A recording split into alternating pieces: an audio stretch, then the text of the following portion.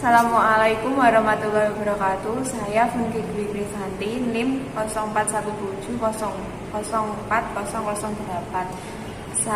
Saya mahasiswa UT Prokjar Semarang.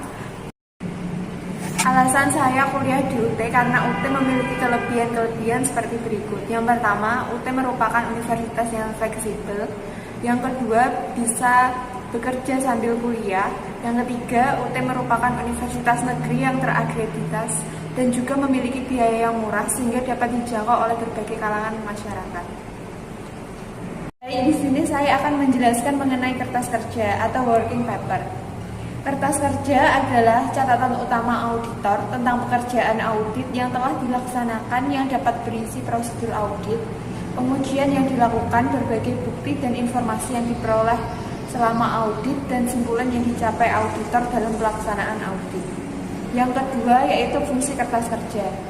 Tujuan dokumentasi audit secara keseluruhan adalah untuk membantu auditor dalam memberikan kepastian yang layak bahwa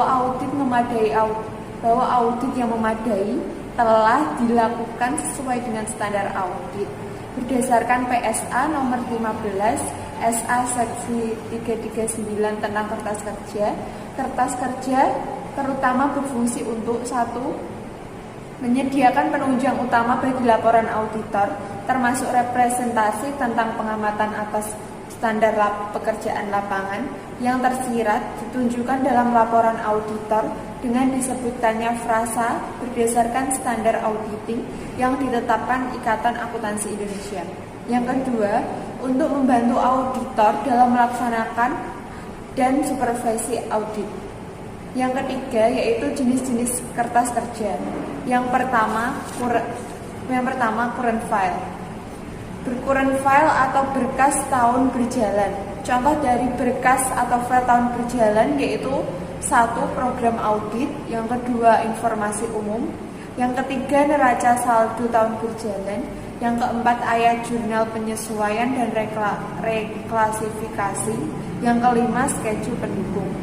Yang kedua yaitu permanent file atau berkas permanen. File permanen umumnya meliputi sebagai berikut. Yang pertama, kutipan atau salinan dari dokumen perusahaan yang berkelanjutan penting, artinya seperti akta pendirian, anggaran rumah tangga, perjanjian obligasi dan kontrak.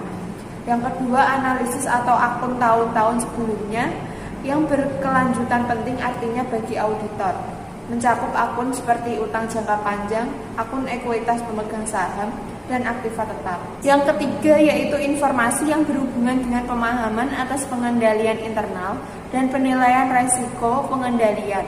Informasi ini mencakup bagian organisasi, bagian arus, kuesioner, dan informasi tentang pengendalian internal lainnya, termasuk identifikasi pengendalian dan kelemahan sistem tersebut. Catatan ini digunakan sebagai titik awal untuk mendokumentasikan pemahaman auditor atas pengendalian internal karena aspek sistem itu seringkali tidak berubah dari tahun ke tahun. Yang keempat yaitu hasil prosedur analitis. Dari audit tahun sebelumnya, informasi ini berguna bagi auditor untuk memutuskan apakah ada perubahan yang tidak biasa dalam saldo akun tahun berjalan yang harus diselidiki secara ekstensif.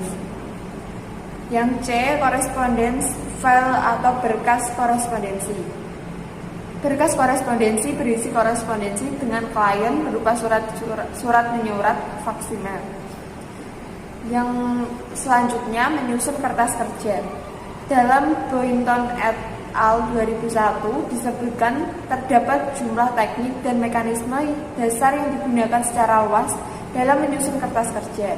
Teknik dasar ini harus dipahami agar dapat menyusun kertas kerja yang baik. Teknik dasar tersebut adalah sebagai berikut. Yang A, judul atau heading. Setiap kertas kerja harus memuat nama klien, judul deskriptif yang dapat mengidentifikasi isi dari kertas kerja tersebut, seperti rekonsiliasi bank-bank ABC, serta tanggal neraca atau periode yang menjadi ruang lingkup audit. B, nomor indeks atau index number. Setiap kertas kerja diberi nomor indeks atau nomor referensi untuk tujuan mengidentifikasi atau pengarsipan seperti A-1, B-1. Referensi silang atau cross-referencing. Data dalam kertas kerja yang diambil dari kertas kerja lainnya atau yang digunakan dalam kertas kerja lain harus diberi referensi silang dengan nomor. Yang G, tanda koreksi atau tick mark. Tanda koreksi berupa simbol-simbol seperti tanda pengecekan yang digunakan dalam kertas kerja, menunjukkan bahwa auditor telah melaksanakan sejumlah prosedur pada item-item di mana tanda pengecekan itu diberikan, atau dapat juga berarti bahwa informasi tambahan tentang item tersebut dapat diperoleh pada bagian lain dalam kertas kerja tersebut. Yang E, tanda-tanda dan tanggal atau signature and date. Setelah menyelesaikan masing-masing tugasnya, penyusun maupun reviewer kertas kerja tersebut harus membubuhkan paraf dan tanggal pada kertas kerja tersebut. Hal ini diperlukan untuk menetapkan tanggung jawab atas pekerjaan dan review yang dilaksanakan. Ini selanjutnya kita akan membahas faktor-faktor yang mempengaruhi pertimbangan auditor terhadap kuantitas, bentuk, dan isi kertas kerja untuk perikatan tertentu. Berdasarkan PSA nomor 15 SA seksi 339 mencakup yang pertama, sifat perikatan auditor.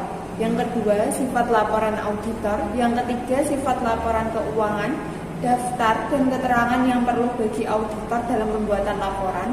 Yang keempat, sifat dan kondisi catatan klien. Yang kelima, tingkat risiko pengendalian taksiran. Dan yang terakhir, kebutuhan dalam keadaan tertentu untuk mengadakan supervisi dan review atas pekerjaan yang dilakukan para asisten. Yang selanjutnya, kuantitas, tipe, dan isi kertas kerja bervariasi dengan keadaan yang dihadapi oleh auditor. Namun, harus cukup memperhatikan bahwa catatan akuntansi cocok dengan laporan keuangan atau informasi lain yang dilaporkan serta standar pekerjaan lapangan yang dapat diterapkan oleh telah diamati. Kertas kerja biasanya harus berisi dokumentasi yang memperlihatkan yang pertama, pekerjaan telah direncanakan dan disupervisi dengan baik, yang menunjukkan diamatinya standar pekerjaan lapangan. Yang pertama, pemahaman memadai atas pengendalian intern telah diperoleh untuk merencanakan audit dan menentukan sifat saat lingkungan pengujian yang telah dilakukan. Berikutnya, bukti audit yang telah diperoleh, prosedur audit yang telah diterapkan, dan pengujian yang telah dilaksanakan memberikan bukti kompeten yang cukup sebagai dasar memadai untuk menyatakan pendapat atas laporan keuangan auditan yang menunjukkan diamatinya standar pekerjaan lapangan ketiga. Dalam Boyton at L 2001, kertas kerja adalah milik kantor akuntan, bukan milik klien atau pribadi auditor. Namun, hak dan kepemilikan atas kertas kerja masih tunduk pada pembatasan yang diatur dalam kode etik profesi yang berkaitan dengan hubungan yang bersifat rahasia dengan klien. Kertas kerja dapat berfungsi sebagai sumber acuan klien, namun bukan berarti kertas kerja bagian dari klien atau sebagai pengganti catatan akuntansi klien. Auditor harus menerapkan prosedur memadai untuk menjaga keamanan kertas kerja dan harus menyimpannya dalam periode yang dapat memenuhi kebutuhan praktiknya dan ketentuan-ketentuan hukum yang berlaku tentang penyimpanan dokumen. Dari materi yang saya sampaikan tadi dapat diperoleh kesimpulan bahwa dalam memberikan pendapat, auditor harus mengumpulkan bukti kompeten yang cukup untuk mendukung pendapatnya. Bukti-bukti audit dapat diperoleh dari pelaksanaan berbagai prosedur audit. Auditor harus dapat menetapkan berbagai tujuan khusus audit berdasarkan asersi manajemen karena setiap tujuan audit memerlukan bukti dan prosedur audit yang berbeda pula. Dewasa ini, bukti audit bukan hanya dalam bentuk tertulis di atas kertas, tetapi juga menggunakan komputerisasi. Pada akhirnya, segala prosedur yang dilaksanakan, bukti audit yang diperoleh, serta evaluasi auditor didokumentasikan pada suatu kertas kerja. Kertas kerja dimiliki oleh kantor akuntan publik dan bukan merupakan pengganti catatan klien meskipun sering kali klien mengacu pada kertas kerja hasil audit.